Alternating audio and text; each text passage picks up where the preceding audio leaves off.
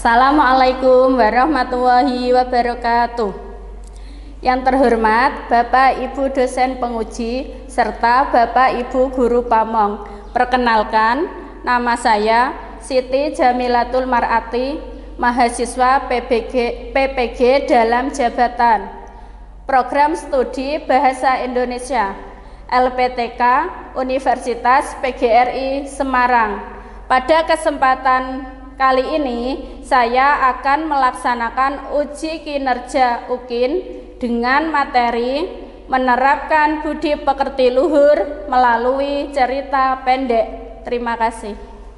Assalamualaikum warahmatullahi wabarakatuh. Waalaikumsalam warahmatullahi wabarakatuh. Selamat pagi anak-anak. Untuk mengawali kegiatan hari ini, mari kita berdoa bersama-sama. Silahkan berdoa dimulai.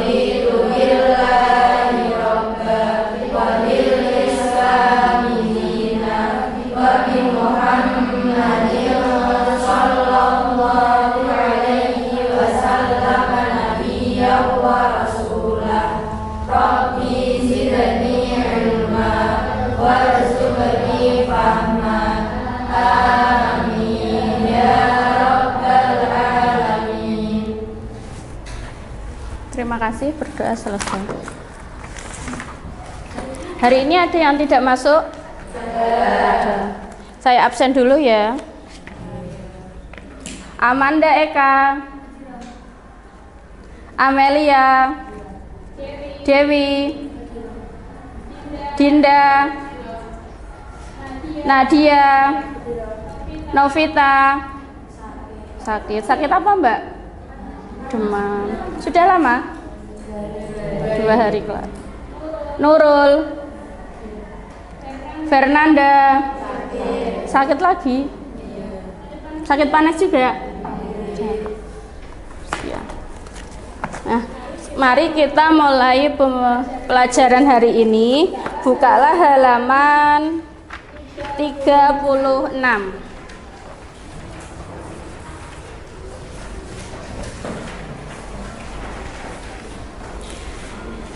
Sebelum pelajaran ini dimulai, mari kita menenangkan hati dan pikiran.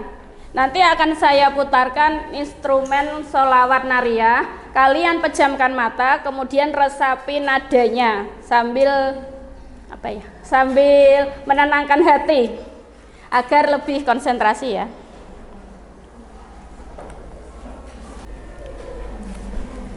Hari ini kita akan mempelajari tentang cerpen. Materinya menerapkan budi pekerti luhur melalui cerpen. Pernahkah kalian membaca cerpen? Pernah. Cerpen apa yang dibaca? Temanya tentang percintaan, persahabatan, kasih sayang, dan lain-lain. Ketika membaca cerpen, kita harus bisa meneladani atau mengambil hikmah dari cerita tersebut.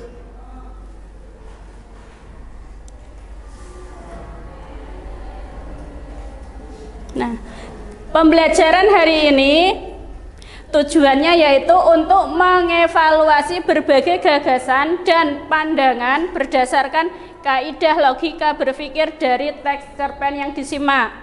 Terus yang kedua, mengevaluasi dan mengapresiasi teks cerpen yang sudah dibaca atau disimak.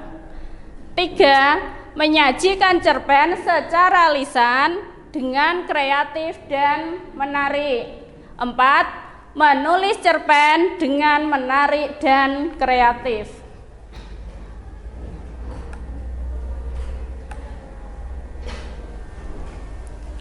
Judulnya ini ya, menerapkan budi pekerti luhur melalui teks cerpen.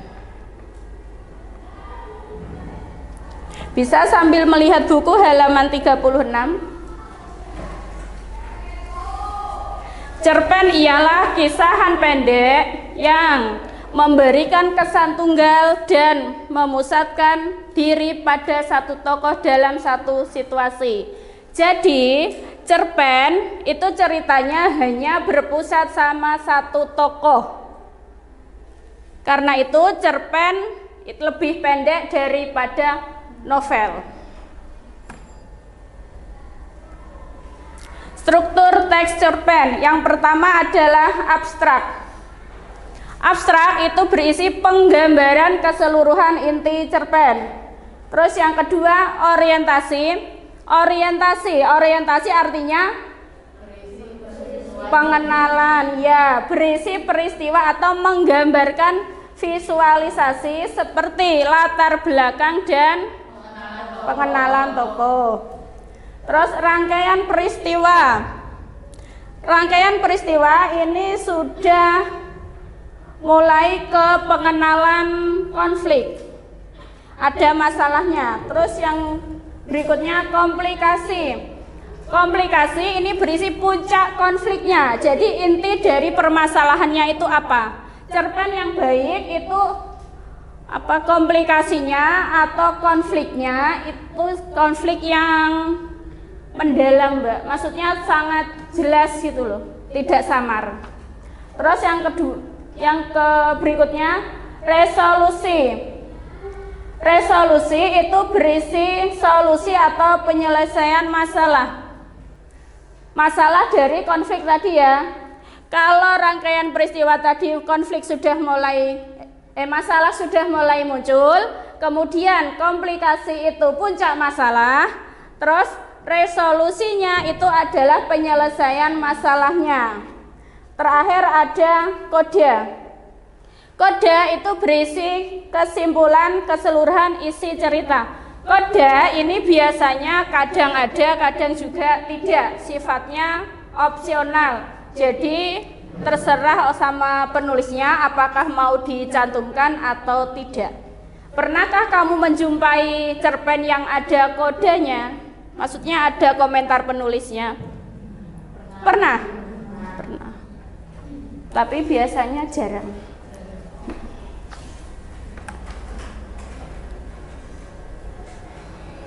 Terus, kaidah kebahasaan cerpen. Yang pertama, menggunakan keterangan waktu. Contoh keterangan waktu. Apa aja, Mbak? Sekarang, sebelum, sesudah, lainnya. Hari ini,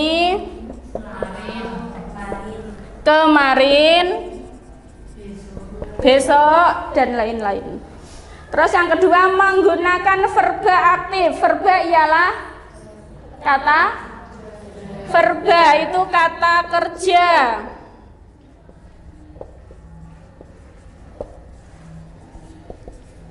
Contoh kata kerja: menulis, membaca, makan,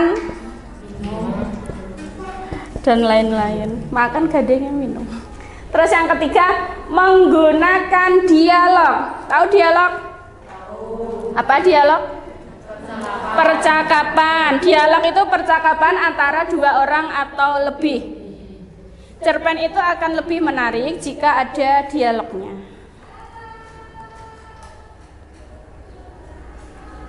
Terus nilai yang terkandung di dalam cerpen. Nah, ini kaitannya dengan tema tadi, budi pekerti. Budi pekerti itu berarti perilaku individu yang kaitannya dengan nilai. Yang pertama adalah nilai religi. Nilai religi yaitu nilai yang berkaitan dengan ketuhanan, antara manusia dengan Tuhannya. Contoh, beribadah, berdoa seperti yang kita lakukan tadi, itu adalah contoh bentuk nilai religi. Terus yang kedua adalah nilai moral. Nilai moral itu nilai yang kaitannya dengan tingkah laku, perilaku seseorang, budi pekerti. Contoh, belajar, mengaji, menolong, membantu, dan lain-lain. Yang ketiga, nilai sosial. Nilai sosial, nilai yang berkaitan dengan hubungan antar manusia. Jadi ada hubungan interaksi sosial antara kamu dan temanmu. Contoh nilai sosial, gotong royong, terus diskusi, menjenguk teman yang sakit, itu juga nilai sosial. Tadi ada yang sakit, besok dijenguk ya? Ya. Terus yang keempat, nilai budaya. Nilai yang berkaitan dengan adat istiadat atau kebiasaan yang dilakukan oleh seseorang setiap hari. Misalnya, kebiasaanmu ketika mau berangkat sekolah. Budaya. Sama orang tua, salim, minta izin. Atau naik ke budayanya santri biasanya ngaji. Terus yang kelima, nilai pendidikan. Nilai yang berkaitan dengan sekolah atau pendidikan pada umumnya. Contohnya belajar seperti yang kita lakukan saat ini, itu nilai pendidikan. Terus unsur pembangun cerpen. Unsur pembangun cerpen ini ada unsur intrinsik. Nanti kita bahas yang intrinsik saja. Unsur intrinsik itu unsur yang berasal dari dalam cerpen, dari cerpennya. Yang pertama adalah tema. Tema itu adalah gagasan yang menjiwai inti dari cerita itu. Yang kedua, tokoh dan penokohan. Tokoh itu orangnya atau pelakunya, sedangkan penokohan adalah wataknya. Yang ketiga, alur atau plot. Alur itu rentetan peristiwa yang apa, Mbak? Rentetan peristiwa yang utuh berkaitan dengan waktu dan sebab akibat, itu alur dan plot. Yang keempat ada latar. Latar terbagi menjadi 3. Latar apa? Tempat, waktu, suasana. Terus yang kelima ada sudut pandang. Sudut pandang ini juga terbagi menjadi 3 apa 2? 2. Sudut pandang orang pertama dan sudut pandang orang ketiga. Terus amanat. Amanat itu pesan yang ingin disampaikan penulis kepada pembaca. Pesan itu biasanya tersirat dan tersurat. Jadi pembaca harus bisa menyimpulkan sendiri. Terus yang terakhir, gaya bahasa. Gaya bahasa ini cara pengarang dalam menyajikan karyanya. Gaya bahasa macam-macam ya.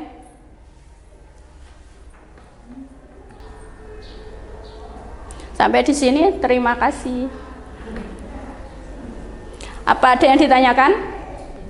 Tidak ada.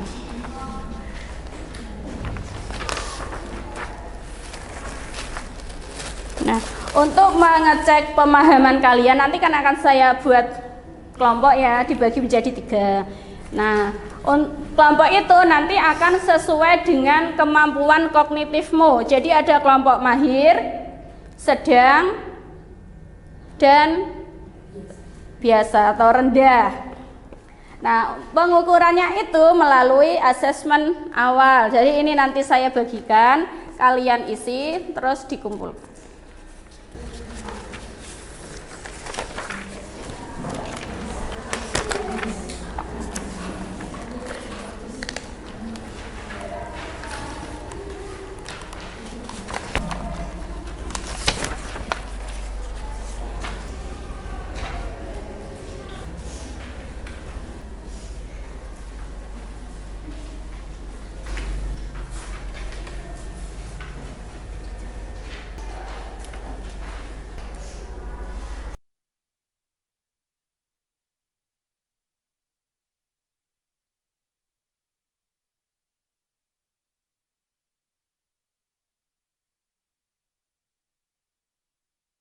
Selanjutnya kita akan membagi kalian menjadi 3 kelompok. Kelompok yang pertama adalah kelompok mahir. Nafisa Isnaini, Vika Sastian, Siti Wiji Lestari, Siti Zahratusita, Nabila Laili Hikmah. Terus kelompok sedang, Klivi Hoirunisa, Aurelia Nurul Ada, Siti Latifaton, dan Dinda. Untuk kelompok rendah, Nadia Alfi, Amelia Afifah, Syafa Laili, dan Siti Lestari. Silahkan mengelompok sesuai dengan nama yang saya sebutkan tadi. Saya bagikan lembar LKPD. Di sini sudah ada cara mengerjakannya. Setelah ini dikerjakan, kemudian perwakilan dari kelompok 1 atau 2 orang presentasi ke depan menjelaskan hasil dari pekerjaanmu. Ya, paham? Paham.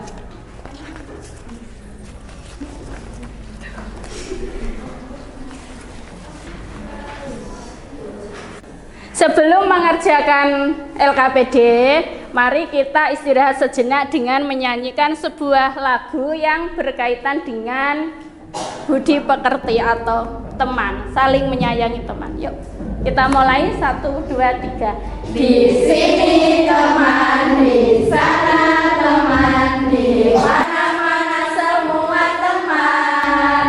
Tak ada musuh, tak ada lawan, semua saling sayang teman. Tidak ejek-ejekan, tidak pukul-pukulan, saling tolong dan sayang dengan teman. Tidak ejek-ejekan, tidak pukul-pukulan, saling tolong dan sayang dengan teman. Bagaimana? Sudah semangat? Sudah. Pernah nggak sih kalian punya teman yang posisinya melebihi orang tua atau bahkan pacar sendiri? Ya, itulah sekarang yang terjadi dengan diriku. Namaku Ani. Aku punya seorang sahabat bernama Tia. Pertama kali bertemu kelas 3 SMP saat rolling kelas. Kami kenalan dan kebetulan duduk bareng. Dan dari situlah persahabatan kami dimulai.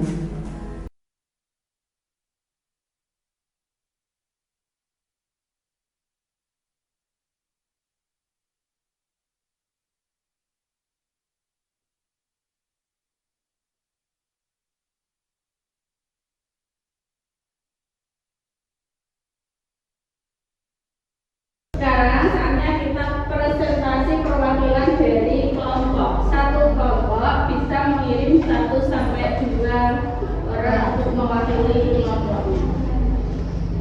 Silakan yang mau maju.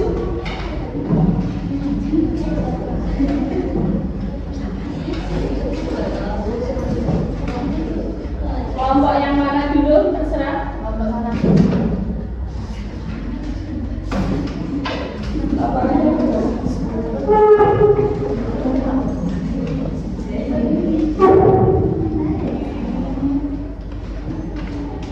Assalamualaikum warahmatullahi wabarakatuh. Kami perwakilan dari kelompok A yang berisi anggota 8 anak.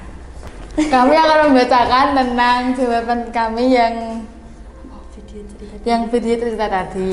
Soal pertama, menurut Anda apakah judul yang tepat untuk cerita pendek tersebut? Pertama, jawabannya persahabatan sejati. Kedua, sejak kapan persahabatan mereka dimulai? Sejak kelas 3 SMP. 3. Bagaimana perasaan tokoh aku ketika didiamkan sahabatnya? Jawabannya bingung dan sedih. 4. Mengapa tokoh Tia mengabaikan tokoh aku sahabatnya? Karena Tia tidak diajak merayakan kemenangan anggota tim paduan suara. 5. Apakah akhirnya tokoh aku berbaikan dengan tokoh Tia? Ya, mereka berbaikan. Bagaimana cara mereka berbaikan?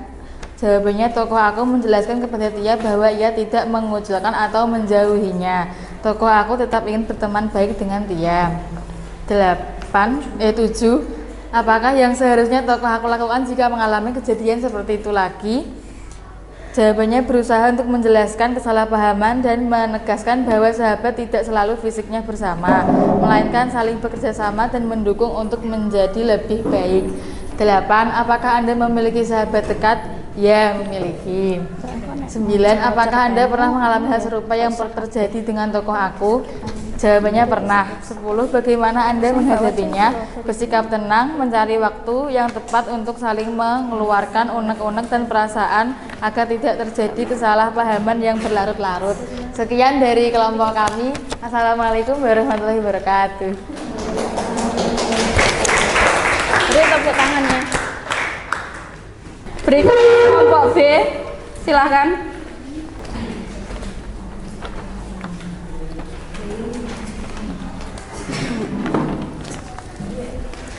Assalamualaikum warahmatullahi wabarakatuh.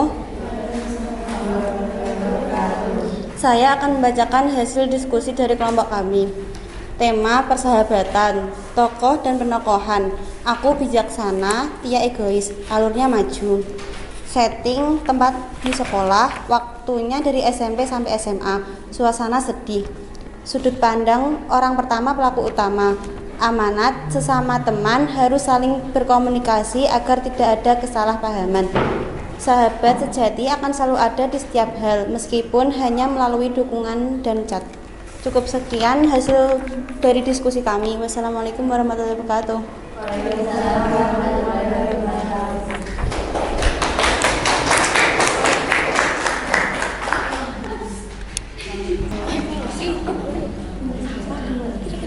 Kelompok terakhir, silahkan. Assalamualaikum warahmatullahi wabarakatuh.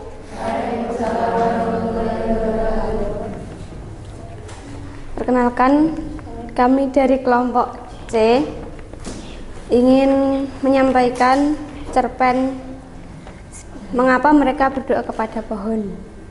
Beginilah Ustadz Syamsuri, sesama hidupnya seperti pohon asam. Buahnya jadi bambu, buahnya jadi bumbu, masak daunnya jadi sayur, rantingnya jadi kayu, dan batangnya bisa jadi papan atau tiang rumah. Air mata ranting yang jatuh menyampaikan itu semua kepada warga yang merebut di tengah lapangan, menyisakan pohon asam yang mulai tumbuh di sana beberapa bulan setelah diajak angkat kaki berpare-pare. Menyesal aku tidak syahid bersamanya. Berdoa untuk beliau, Al-Fatihah. Sejari itu orang berdatangan dan makin rajin berdoa di sana. Hingga sekarang puluhan tahun kemudian, padahal malam itu akan berhasil melahirkan diri ke Ondra Feding Wajo dan meninggal di sana karena tuberkulosis yang tidak mampu lagi.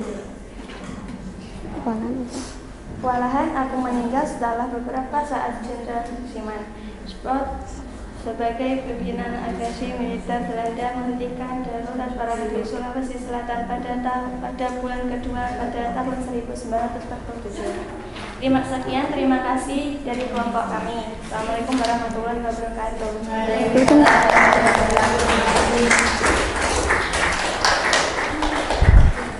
Nah, itu tadi tampilan dari teman-teman semua. Bagaimana? Sudah cukup bagus ya? Kasih tepuk tangannya. Kira-kira menurut kalian bagaimana cerpen tadi? Bagus tidak? Sedih? Pernahkah kalian mengalami hal seperti itu? Pernah. Bertengkar sama teman ya? Kenapa? Gara-gara cowok. Tadi di cerpen itu disampaikan bahwa sahabat itu tidak akan pernah menjadi mantan.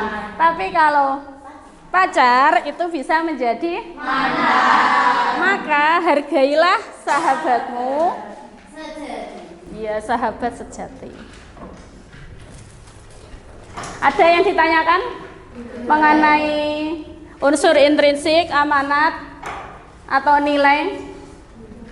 Tidak ada.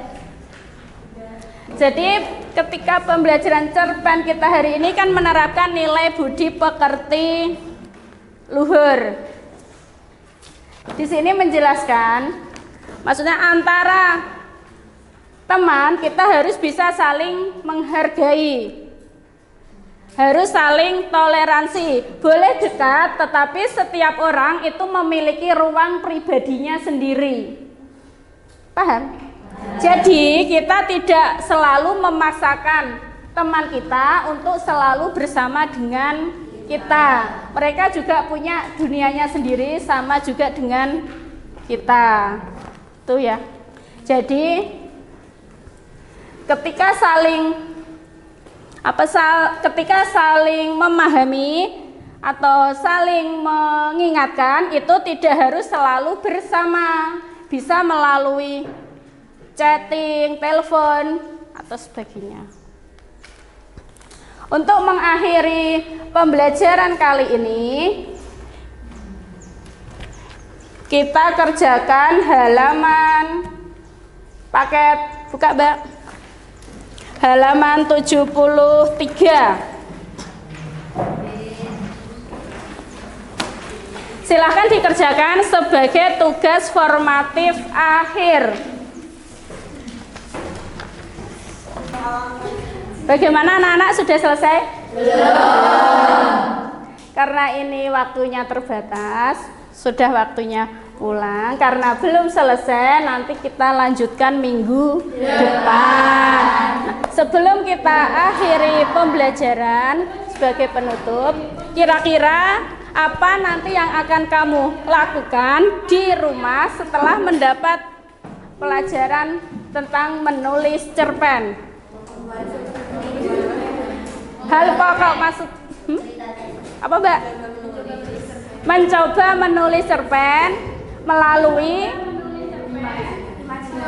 imajinasi,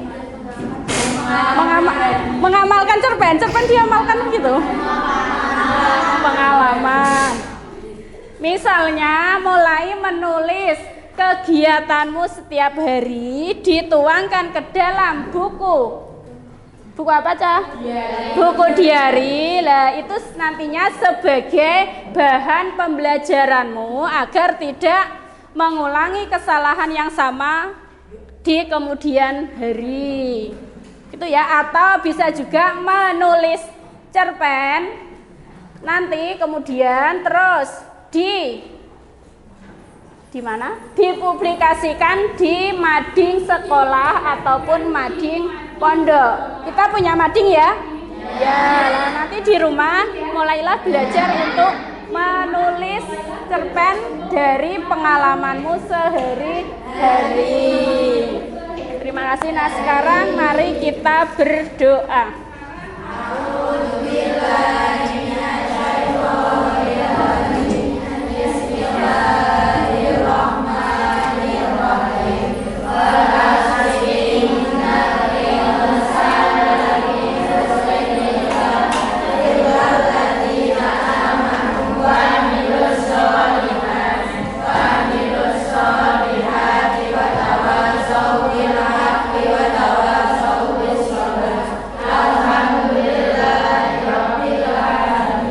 Assalamualaikum warahmatullahi wabarakatuh. Waalaikumsalam warahmatullahi wabarakatuh.